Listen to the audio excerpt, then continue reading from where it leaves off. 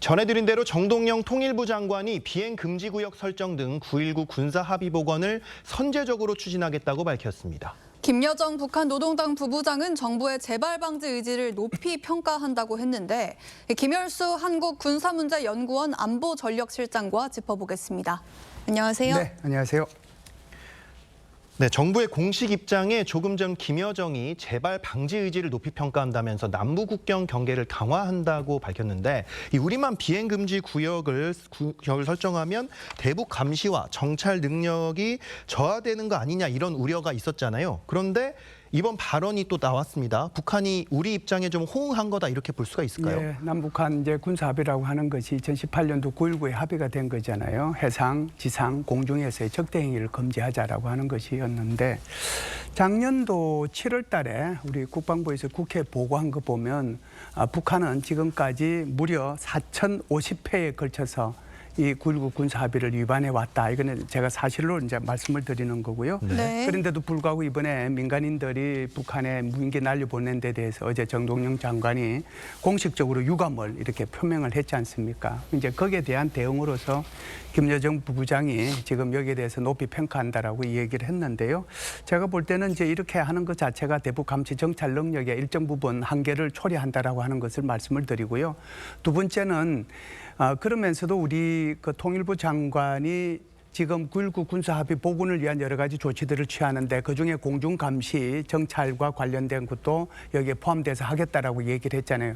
그렇다라고 하면 이게 김여정 부부장의 담화 속에서 제가 아쉬운 것은 우리가 높이 이렇게 한 것을 높이 평가한다. 그 평가뿐만 아니고 북한도 9.19 군사합의에 대해서 재검토하거나 군사합의를 복원하는 것을 검토하겠다. 이 부분이 들어갔으면 얼마나 좋았겠는가 그런 아쉬움은 남아 있습니다. 네, 스타님, 그 대북 감시나 정찰을 하는 목적이 결국에는 북한이 우리에게 어떤 도발을 하지 않을까 이거를 지켜보는 의미 아니겠습니까? 그렇죠. 그러면 비행 금지 구역이 설정이 되면 저희가 북한을 다르게 감시할 수 있는 방법은 없는 겁니까? 예, 지금 이제 이것도 2019년도에 합참에서 국회에 보고한 내용을 보면 이게 의미가 있는데요. 무인기를 가지고 대북 이제 표적 식별들을 하거든요. 그게 이제 이게 9.19 군사 합의 이후에 44%가 줄어들었다는 거예요. 네. 그러니까 전방에 있는 무인기 가지고 이걸 확인을 하면 북한의 장사정포를 그전에는 713개까지 식별을 했는데 9.19 군사 합의 이후에는 339개밖에 식별이 안 됐다. 그러니까 그만큼 감시 정찰 능력에 한계가 있다라고 하는 거잖아요. 그렇다라고 하면 지금 우리 앵커님께서 말씀하신 것처럼 어떻게 하면 이걸 이제 보완할 거냐 하는 거지 않습니까?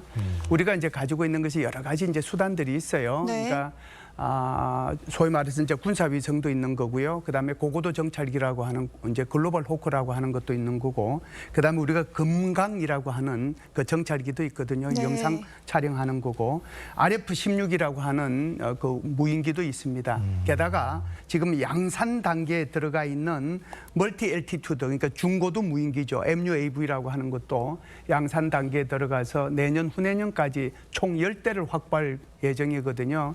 그렇다고 하면은 정찰 위성으로부터 여기까지 이제 우리가 확보가 되면 그나마 좀 보완은 되지 않겠는가 이런 생각은 합니다. 네.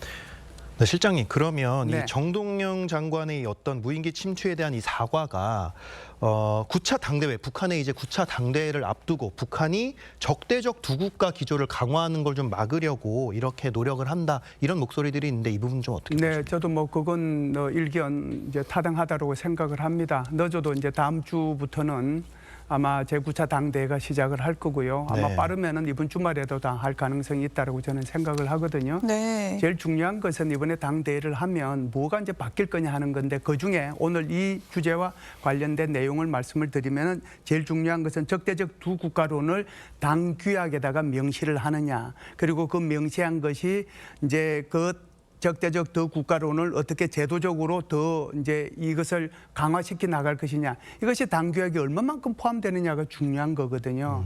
그렇기 때문에 부랴부랴 우리 정동영 장관이 이런 발표를 하지 않았나라고 생각을 하고요. 두 번째는 이런 게 있어요. 지금 이제 미국하고 중국하고 정상회담이 어찌됐든 4월 초로 예정이 돼 있는 거잖아요. 그런데 이제 이 기회를 통해 가지고 미국과 북한 사이에 정상회담의 가능성도 열려 있는 상태거든요. 네. 그런데 한국과 북한 사이에 의미 있는 대화도 없이 그냥 미국과 북한 사이의 정상회담으로 넘어가면 한국이 이렇게 소외될 가능성도 있는 거잖아요. 네. 그렇기 때문에 이런 문제를 좀 미국과 북한 사이의 정상회담 하기 전에 한국과 북한 사이에서도 어떤 유의미한 그런 대화가 이루어질 수 있도록 하기 위한 그런 조치의 하나로서 어제 이런 발표를 하지 않았나 이렇게 봅니다. 네, 이 9.19 합의 같은 경우에는 이 체결할 당시만 해도 그래도 좀 남북이 사이가 좋을 때, 평화 무드일 때였거든요. 네. 이제 그 이후에 적대적 두 국가론도 나왔고 말씀하신 대로 남북 관계 개선도 필요하고 대화도 필요하겠지만 지금 상황에서 북한이 우리 대화에 나올까 이런 의구심이 있는 게 사실이거든요. 이렇게 안보 이익까지 내주면서 대화에 매달리면은 뭐 성과가 있을 거라고 보십니까? 찬반 논란이 굉장히 많이 있죠. 네. 이제 지금 말씀하신 것처럼 이 문제가 쉬웠다라고 하면 아마 이재명 정부 출범 직후에 바로 9.19 군사합의 복원한다고 얘기했을 겁니다. 네. 그만큼 이 문제가 어렵기 때문에 지금까지 끌고 온 거고요. 이것은 이제 단지 우리 한국만 결정할 수 있는 건 아니거든요. 왜 그러냐면 정찰하는 것은 전부 다 미국하고도 다 연관이 되는 거잖아요. 네. 주한미군의 어떤 자산하고도 연관이 되는 거기 때문에 그래서 이제 미군하고도 이걸 이제 협의해야 될 필요성이 있는 거고 또 국민의 여론을 충분히 또 수렴을 해야 되는 거거든요. 그런 과정이 있었기 때문에 이재명 정부 출범 이후 지금까지 이제 이 문제를 적극적으로 결정하지 못하고 지금까지 왔다라고 생각을 합니다. 네. 그래서 이제 정부가 해야 될 일은 마지막으로 그래도 국민의 여론을 충분히 수렴을 하고 제일 중요한 것은 제가 볼 때는 군이 여기에 대해서 어떻게 생각을 하는지 아까도 말씀드렸다시피 굉장히 이 9.19 군사 합의 이후에 정찰 능력이 떨어졌다라고 그랬잖아요. 그럼에도 충분히 보완이 될 수 있는 건지 이런 데 대한 의견을 충분히 경청하고 난 뒤에 미국과 최종 합의를 하고 그리고 발표하는 것이 그래도 가장 이렇게 정상적이고 또 합리적인 그런 정책 결정 절차가 아니겠는가 이렇게 봅니다. 네. 네, 북한 내부 소식도 짚어보겠습니다. 김정은의 딸 김주애가 지난 15일 평양 화성지구에 조성된 새별거리 준공식에 참석을 했습니다. 이제 13살밖에 안 된 김주애가 마치 어떤 대표자의 느낌으로 새 입주자들을 직접 껴안고 축하를 건네는 장면, 이게 이례적으로 여러 번 부각이 됐는데 이 부분에 대해서 좀 어떻게 생각을 하십니까? 지금 이제 새별거리 같은 경우에는 북한이 5년 전이죠. 제8차 당대회 때 5만 호 건설한다고 그랬는데 마지막 1만 호가 여기 지금 화성지구였고 그 중에 이제 일부가 이 우크라이나전에 파병돼 가지고 이렇게 이제 여러 가지 피해를 입은 그런 병사들 가족들을 위한 그런 주택들이 바로 이제 새별거리거든요. 그래서 여기에 이제 같이 참여해서 이렇게 주민들을 껴안고 한 것은 결국 이제 김주애를 띄우기 위한 거잖아요. 네. 그래서 김주애를 띄운 것은 결정적으로 올해 보면 올해 1일 날 그러니까 금수산 태양궁전에 참배를 하면서 김주애를 중앙에 세웠잖아요. 그러니까 이제 그 말의 의미는 제가 볼 때는 김정은이 김주애를 데리고 가서 자기 할아버지, 자기 정조 할아버지, 그러니까 자기 아버지, 자기 이제 할아버지한테 자기 딸 김주애가 이 사람이 바로 당신들을 이어서 백두 혈통을 이어나갈 사람입니다라고 얘기를 한 거거든요. 네. 그걸 보면 결국은 이렇게 내정화 단계 이것을 이제 보여주지 않느냐라고 보고요. 또 하나는 새별거리라고 하는 거, 새별이잖아요. 이게 이제 김주애하고도 이제 연관되는 게 아닌가 이렇게 이제 정치적으로도 해석은 가능하죠.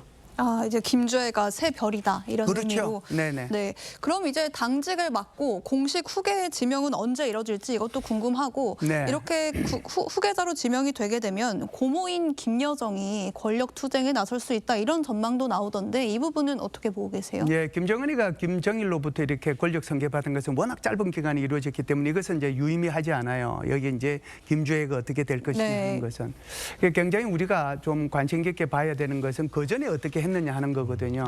김일성으로부터 김정일로 넘어올 때 그때를 보면 김정일이가 노동당 중앙위원회 거기에서 1974년도 그러니까 김정일이 32살 때 이제 내정이 됐고요. 김정일이 38살 때 공식화됐습니다. 이것도 6차 당대회 때 1980년도거든요. 네. 그러니까 이걸 바라본다라고 하면 결국은 김주애 같은 경우에도 지금 내정 단계에 있지만 그래도 내정 단계에 있지만 내정이 된 거는 아니잖아요. 그래서 네네. 내정이 되고 그리고 이제 공식화되지 않겠느냐. 그래서 제가 볼 때는 적어도 제9차 당대 이번에 있게 되는 거기에서는 공식화되지는 않을 것 같다라는 네. 것을 말씀을 드리고요. 그다음에 이제 권력투쟁의 문제에 있어서는 김정일도 권력투쟁을 했고 김정은도 권력투쟁을 했습니다. 김정일 같은 경우에는 자기 삼촌 김영주하고 자기 이복 동생 김평일하고 권력투쟁을 했고요. 김정은 같은 경우에도 자기 고모부 장성택이 죽였지 않습니까? 그리고 이복 형인 김정남도 죽였거든요. 그런 걸 보면 결국은 지금 이제 말씀하신 것처럼 권력투쟁의 가능성은 항상 열려 있다 이렇게 네. 볼 수가 있겠죠. 네, 알겠습니다. 오늘 말씀 여기까지 듣도록 하겠습니다. 감사합니다.